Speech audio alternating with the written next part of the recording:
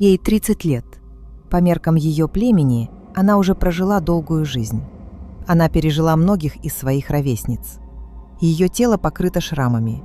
От ожогов, от когтей, от работы, которая не прекращается никогда.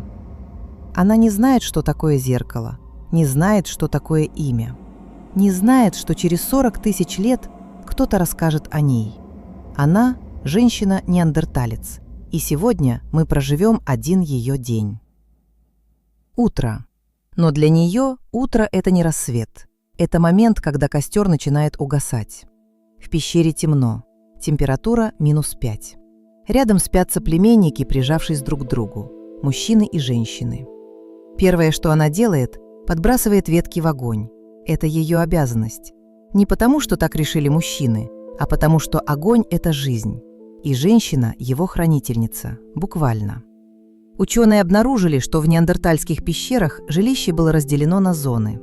Одна из них, кухонная, всегда находилась ближе к женской части. Рядом с очагом нашли следы обработки шкур, охру, костяные инструменты. Все это была ее территория. Ей 30. Средняя продолжительность жизни неандертальской женщины – 25-30 лет. Она уже пережила большинство своих ровесниц, и каждый день может быть последним. Не потому, что ей грозит опасность, а потому, что любая инфекция, любой перелом, любая неудачная встреча с хищником означает смерть.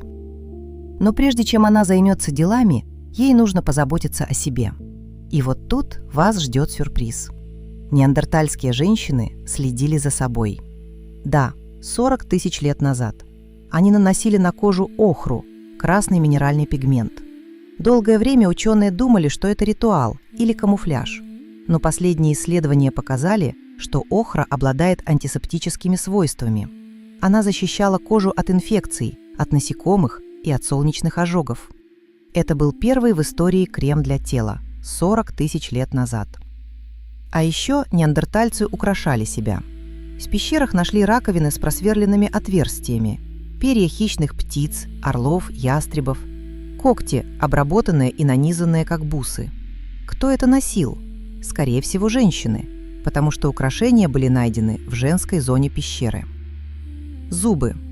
В зубном камне неандертальских женщин нашли следы лекарственных растений. В одной испанской пещере женщина жевала кору тополя. В коре тополя содержится салицин, природный аналог аспирина. Она лечила зубную боль, сама, без стоматолога, 40 тысяч лет назад. Утренние дела позади, теперь работа. И работы у неандертальской женщины было не меньше, чем у мужчины. Пока мужчины уходили на охоту, женщины оставались в лагере. Но оставались не значит отдыхали.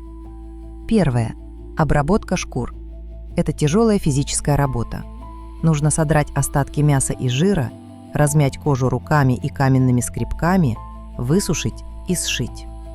Да, неандертальские женщины шили тостяными иглами, жилами животных вместо ниток. Это доказано находками. Второе. Сбор еды. Женщины собирали коренья, клубни, орехи, грибы, съедобные растения. На побережье ловили крабов и моллюсков. В португальских пещерах нашли следы того, что женщины собирали кедровые орехи и запасали их на зиму. Третье. Забота о племени. Неандертальские женщины отвечали за благополучие всей группы. Они следили за запасами еды, распределяли пищу, поддерживали огонь и ухаживали за ранеными и больными. Без них племя не выжило бы. И четвертое. Медицина. Именно женщины были первыми врачами. В пещерах нашли следы того, что раны обрабатывались охрой и растительными компрессами. Сломанные кости фиксировались шинами из палок и кожаных ремней. Кто это делал, пока мужчины были на охоте? Женщины. К вечеру мужчины вернутся с добычей или не вернутся. И тогда все изменится. Еда неандертальской женщины – это не только мясо. Анализ зубного камня показал разнообразный рацион. Орехи, грибы, коренья, водоросли. На побережье – крабы, моллюски, угри. Мясо готовили на огне, но не только жарили. Ученые нашли следы того, что неандертальцы варили еду. В ямах, выложенных кожей, наполненных водой и разогретых раскаленными камнями. первая кастрюля за 20 тысяч лет до керамики. Вечером семья собиралась у костра. Говорили ли они? Строение голосового аппарата неандертальцев позволяло произносить ограниченный набор звуков. Неполноценный язык, но достаточно, чтобы координировать действия и, может быть, рассказывать что-то друг другу. Все племя спало вместе, прижавшись друг к другу, под шкурами. Тепло тела было главной защитой от холода. Она ложится спать. Если ей повезет, она проснется завтра. И все повторится день за днем, год за годом, 100 тысяч лет подряд. Но вот что поразительно. Неандертальские женщины заботились не только о живых. В иракской пещере Шанидар рядом с останками нашли пыльцу цветов. Кто-то положил цветы рядом с телом. Ученые до сих пор спорят, было ли это погребальным ритуалом.